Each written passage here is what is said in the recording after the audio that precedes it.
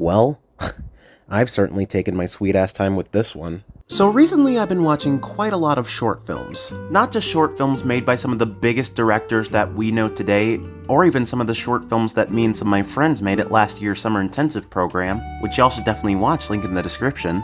But I'm talking about short films made specifically by people mostly known on YouTube. And I'm not just talking about some independent creators like Danny and Michael Philippou, Alex Hunter, Karsten, You Use Too Much White in Your Thumbnails, Runequist, Neocranium if you want to go on a technical level, but also creators who treat their channels like legitimate movie studios, such examples being Alter, Crypt TV, and Bat in the Sun. And any short film that I particularly like, I'll go into my cinema playlist, where I add nothing but short films, music videos, clips from other movies, full-length movies, anything that basically had a camera and a director behind it. And also animators. And while scrolling through my playlist, I seem to have added a video that I may or may not have added blindly. This short film being Netflix and Chill short horror film by ACM Official. I had absolutely no recollection of adding this film to my playlist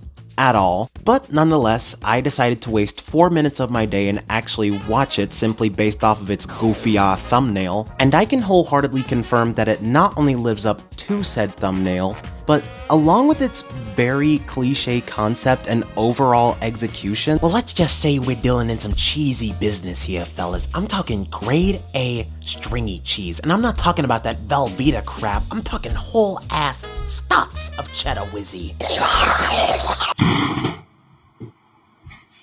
Dr. Pepper. And it doesn't stop with this one video either. It's damn near every video on this channel that's like this. Cheap looking short films that don't really do anything inventive in terms of writing, directing, or cinematography. Little to no uses of special effects, whether practical or visual, and any that do go into stuff like mouths and eyes.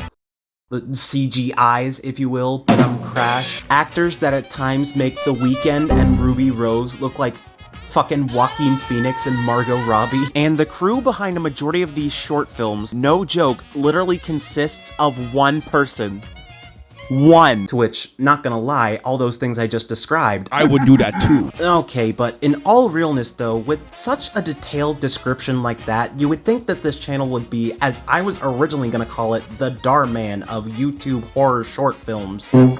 But then, the more I started digging deeper into this channel, the more I started to theorize and or probably realize something. I think this channel might be doing parodies and or spoofs of bad horror movies. And I kinda got that feeling with not only how this channel tackles concepts that have been done better in other horror movies, or even concepts that have potential but the final product just ends up feeling, well, off. But the writing, the acting, the editing, the occasional special effect, it's kinda hard to not get that feeling while watching these. Top that off with not only how this channel takes popular trends and tries to make them scary, like OnlyFans, Mukbang, Karens, and the fucking Grimace Shake, but also the fact that these films' one-man crew, Alex Magana, was pretty much known for making comedies long before he dabbled his foot into quote-unquote horror. And seeing what I assume to be his comedic genius just thrive in every single moment on the screen, you also kind of get that sense of,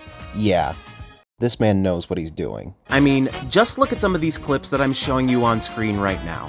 This is Deathbed meets the killer condom levels of campy ridiculousness. It's fucking hilarious, and I'm all here for it. However, while I do stand by my case that these are horror parodies, I can't entirely say that a lot of them work 100% of the time. Like, when they play their horror completely straight, it either feels intentionally hilarious, or it's on the same level of a Jeff Wadlow horror movie.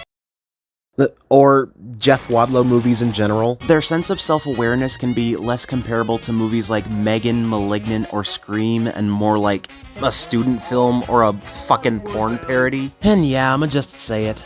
These films can be a real drag to get through. Not just in the sense that binging these can feel like a chore and can take a serious toll on your mental health, but also in the sense that the joke becomes absolute dog water after the 11th or 12th time. So yeah. Would I really say that these films are actually bad? No. Would I say these films are intentionally bad? That's a debatable possibility. But would I say they're good? That's also debatable, but I wouldn't exactly say it's a possibility. But do I recommend this channel and their short films? Absolutely. These aren't exactly award-winning films that you would probably watch at Sundance or TIFF, but they're not trying to be. They're simple little popcorn sleepover movies that are merely here to entertain people, and entertain they undeniably succeed in. Even if the emphasis on entertain leans more into laughs than it does to scares, and anyone who legitimately finds these scary is beyond questionable to me. But without a doubt, I can comfortably say, with the most absolute certainty about these short films, is that they're still better than Jeff Wadlow movies. Okay, so I couldn't really think of much of a way to close things off, but one last thing that I want to say before we do is, Alex, if you're watching this, please hit me up and let's make some short films together. We could write and direct together. I could be one of your main stars. We could do the Smiling Woman Apocalypse together. You could also stick your tongue down my throat. Wait, what? You scared the poop out of me!